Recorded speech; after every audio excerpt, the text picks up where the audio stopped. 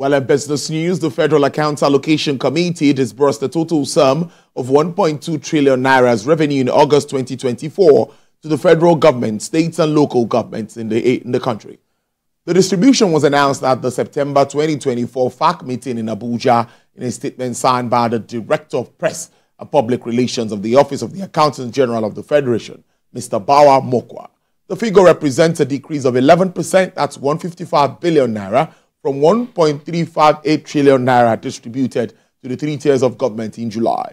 According to the Office of the AGF, the revenue comprised statutory revenue of 186.6 billion naira, value-added tax of 533.8 billion naira, electronic money transfer levy revenue of 15.02 billion naira, and exchange difference revenue of 468.2 billion naira. Analysis of the communique indicated that the revenue of 2.27 trillion naira was available in August 2024 from the 1.203 trillion naira total distributable revenue. Federal government got a total of 374.9 billion. States got 433.8 billion naira. Local councils received a total of 306.5 billion naira. And 99.47 billion naira was 13% of mineral revenue shared with benefiting states as derivation revenue. Well, President Bola Tinubu has approved the sales of crude oil to Dangote Refinery and others in Naira, marking a significant shift in Nigeria's oil and gas industry. The approval for Naira-denominated oil sales is expected to stimulate local activities and create a more stable economic environment for both consumers and businesses. Chief Executive Officer of HAR Consultancies, Mr. Ademola Adigun, on our flagship program Business Nigeria, threw more light on this development and as it regards to the oil and gas industry. The refinery, as it is in an export-free zone. And therefore, while it's technically in Nigeria, geographically in Nigeria, it's not technically a Nigerian-based refinery. The agreements of 2017 signed with the federal government and Dangote allows it to export products into Nigerian custom-free area in dollars. The refinery was built on loans in dollars. Nobody should expect Dangote to be a charitable arm, and therefore it should always be a business which has to recover its costs and bring money.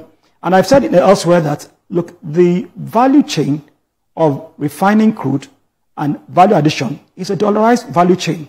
You can't at the point in time break it. Now, you give NNPC the order to give Dangote crude in Naira. NNPC takes this crude from its partners, either in joint ventures or PSCs or whatever contracts it has occurred. NNPC has a cost that it incurs to produce these barrels. It's in dollars. Dangote gets the products in Naira. His value chain is also a dollarized one. Now he's adding, he's refining it. He has a software distribution plant.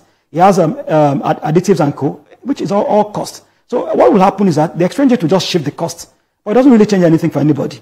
So all the material dreams of people expecting 100 naira per liter petrol is based on false promises, and it's based on poor engagement and false hopes given to Nigerian people. Away from that, the investment migration industry has experienced exponential growth in recent times. The industry, which is projected to hit $100 billion value by 2025, has been driven largely by the desire of high net worth individuals across several countries to acquire a second citizenship, or what is called the golden visa passport, for various reasons. Chidima Okebalam is a senior consultant at Henley & Partners. Earlier today, she highlighted the benefits of investment migration.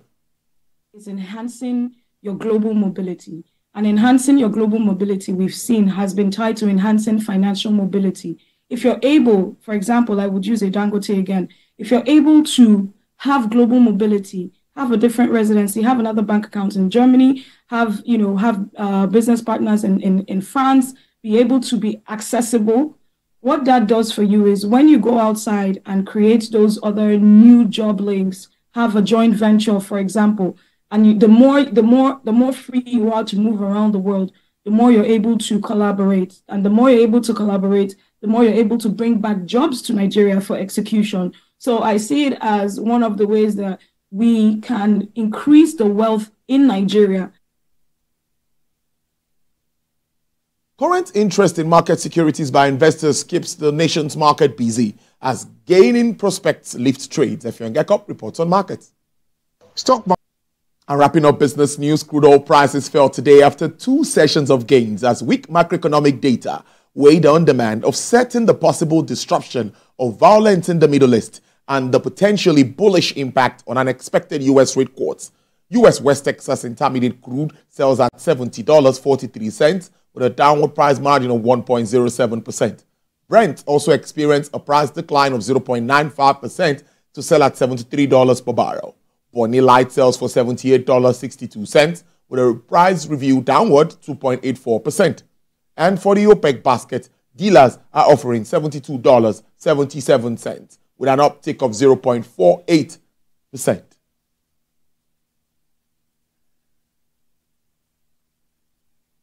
That's business news at this hour. Next is sports. Thank you for watching. Enjoy your evening.